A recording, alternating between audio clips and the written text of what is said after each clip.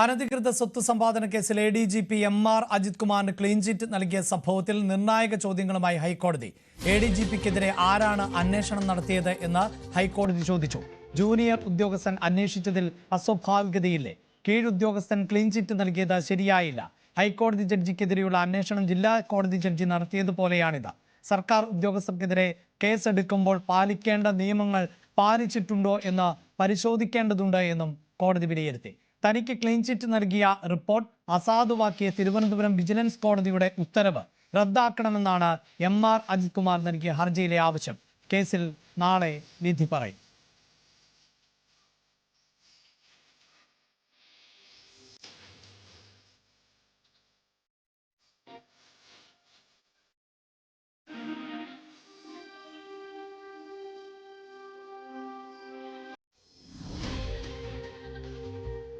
കേരള സർക്കാർ സെപ്റ്റംബർ 20 നടത്തുമെന്ന് പ്രഖ്യാപിച്ച ആഗോള അയ്യപ്പ സംഗമത്തിൽ തമിഴ്നാട് മുഖ്യമന്ത്രി MK സ്റ്റാലിൻ എത്തില്ല.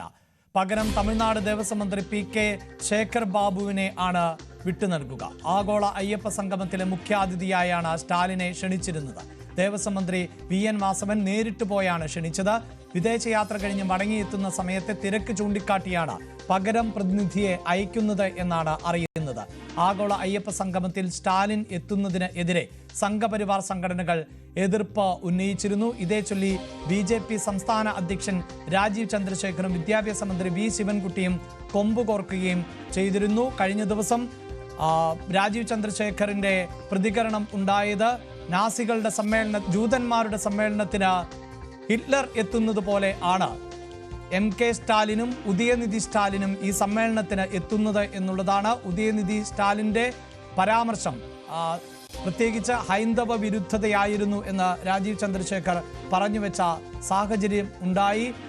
ഹിന്ദു ധർമ്മം എന്നത് അത് ഡെങ്കി പോലെയാണ്, മലേറിയ പോലെയാണ്, അത് ഉന്മൂലനം ചെയ്യണം എന്നുള്ളതായിരുന്നു അന്ന്